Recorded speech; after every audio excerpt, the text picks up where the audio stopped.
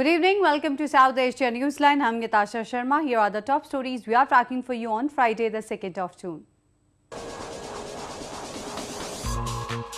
Prime Minister Modi invites Russian firms to invest in India at Economic Forum.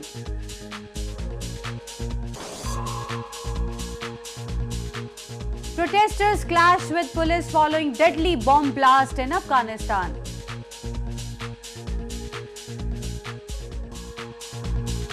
And now for all the details. Indian Prime Minister Narendra Modi addressed a plenary session of St. Petersburg's International Economic Forum on Friday during the third leg of his four-nation visit. Calling India a fast-growing economy, he invited world leaders to manufacture in India. On the second day of his Russia visit, Indian Prime Minister Narendra Modi participated in the St. Petersburg International Economic Forum on Friday. While speaking at the event, he said that there is an underlying trust in the relation between India and Russia, and that have grown stronger with time. He invited world leaders to invest in India in the fields of manufacturing, healthcare equipment, defense and services sector. क्योंकि भारत स्वयं में अपने आप में एक बहुत बड़ा market है, उस मार्केट को दृष्टि से भी है, मैं विश्व को निमंत्रित करता हूं कि आइए भारत में डिफेंस इक्विपमेंट मैन्युफैक्चरिंग के क्षेत्र में भी मैं आपका स्वागत करता हूं. Earlier, he visited the Institute of Oriental Manuscripts in St. Petersburg, where some of India's historical and holy manuscripts are kept. During his visit, the Prime Minister explored Bhagavad Gita, Gurumukhi manuscripts and also interacted with students of the institute. Marking 70 years of diplomatic ties, Prime Minister Modi and Russian President Vladimir Putin on Thursday signed the St. Petersburg Declaration, concluding the much-awaited pact for setting up the last two units of Kudankulam nuclear power plant in India's southern Tamil Nadu province. Moving on, news from Afghanistan. Protesters demanded the resignation of President Ashraf Ghani's government following the devastating truck bomb attack in Kabul as Afghan security forces fired into the air on Friday to hold them back. 7 protesters were killed in the scuffle.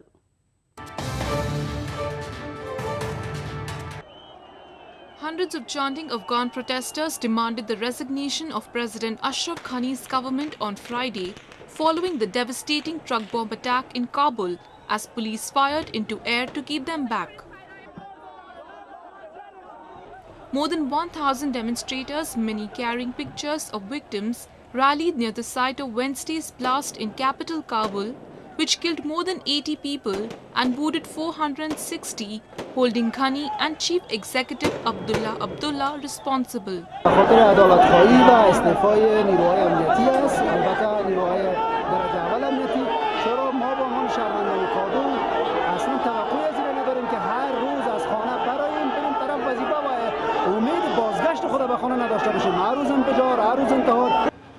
Police in riot gear used water cannon and tear gas to block the protesters, many throwing stones from gaining access to the road leading to the presidential palace, occasionally firing automatic weapons into the air.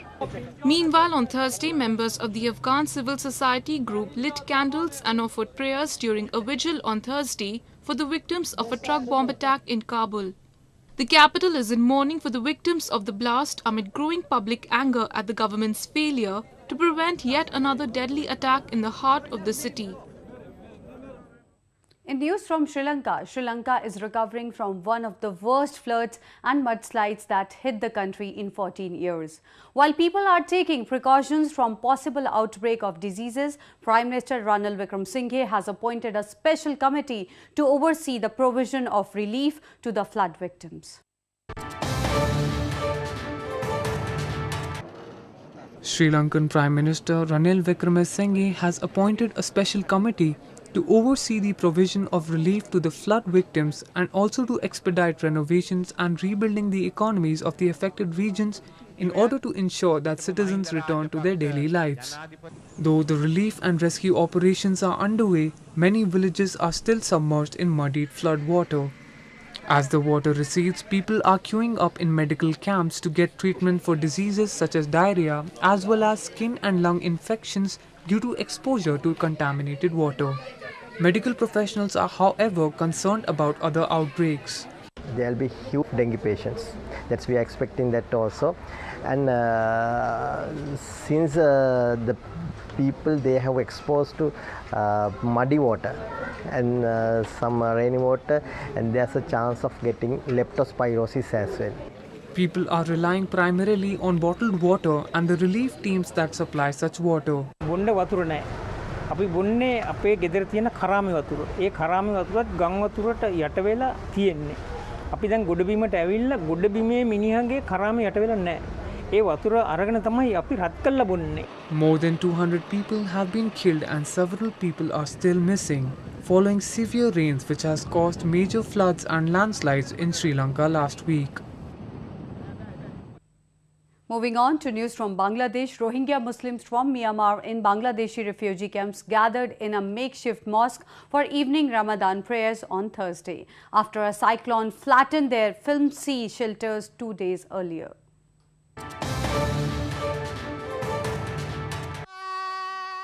As Muslims worldwide celebrate Ramadan, Rohingya Muslims in Bangladesh said that hard conditions in refugee camps devastated by Cyclone Mora has left them unable to mark the holy month in its usual way.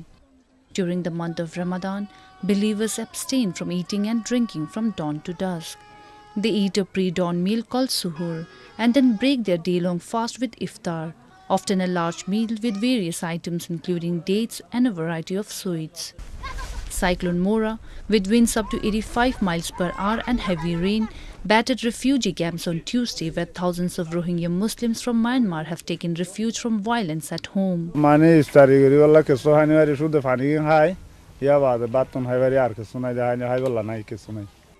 The storm destroyed almost all the 10,000 thatched huts in the Balukhali and the Kutupalong camps in Cox's Bazar, and now the refugees are living in makeshift tents and surviving on handouts. At least 7 people were killed and 50 injured by the cyclone in the Cox's Bazar district, a sliver of land in southern Bangladesh bordering Myanmar, according to the local authorities who said some 15,000 houses have been destroyed in the area. Meanwhile, in Nepal, the student wing of Nepal's opposition Communist Party of Nepal, unified Marxist-Leninist, on Thursday took to streets demanding resumption of the vote count in Bharatpur metropolitan city.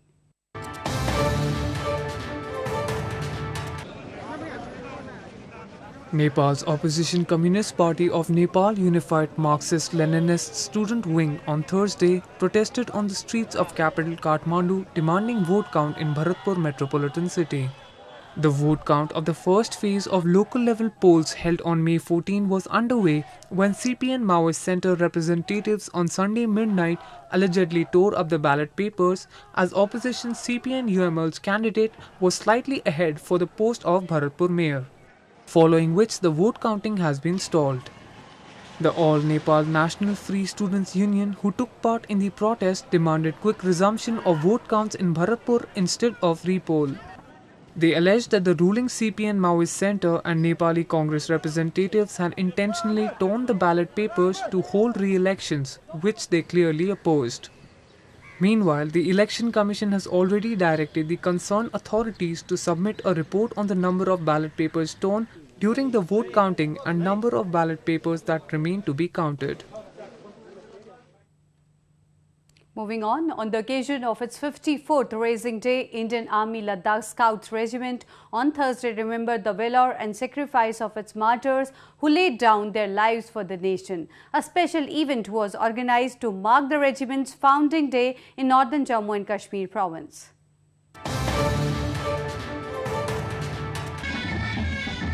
Indian Army's infantry Ladakh Scouts Regiment on Thursday celebrated its 54th Raising Day with zest and fervour in Leh city of northern Jammu and Kashmir province. The Ladakh Scouts Regiment, raised on 1st June 1963, specializes in mountain warfare and proudly carries a tally of 603 awards for exceptional valour and acts of gallantry since its raising. On Thursday, a special event was organized at the Ladakh Scouts Regiment Centre War Memorial in Leh, which saw presence of regiment's high-ranking officers, veterans and serving soldiers.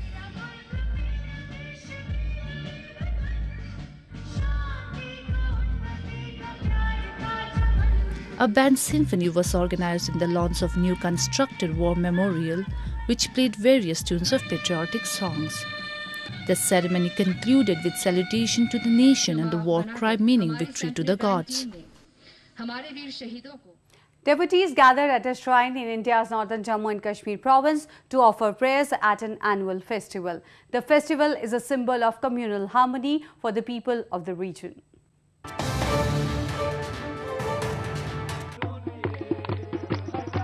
Amidst chanting of religious hymns and sound of temple bells, thousands of Kashmiri Pandits prayed at the temple of goddess Ragya Devi, popularly known as Kheer Bhavani in Jammu and Kashmir's Gandarbal district.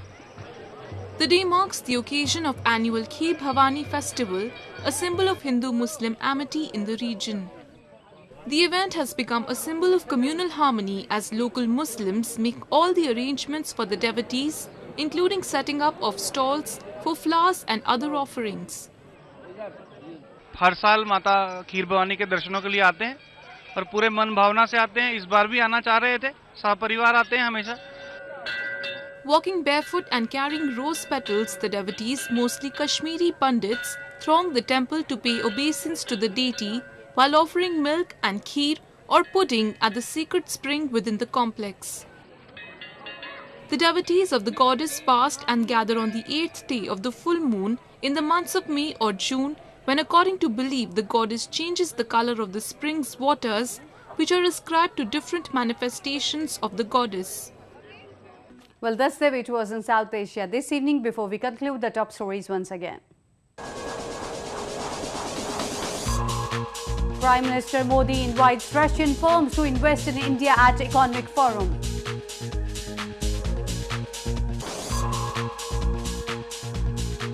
Protesters clash with police following deadly bomb blast in Afghanistan.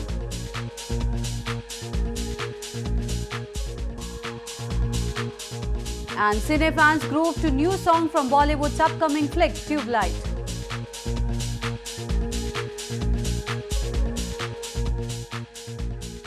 Now our viewers can watch the show on SouthAsiaNewsline.com. You can also visit us on Facebook.com/SAsiaNewsline and follow us on Twitter @SAsiaNewsline.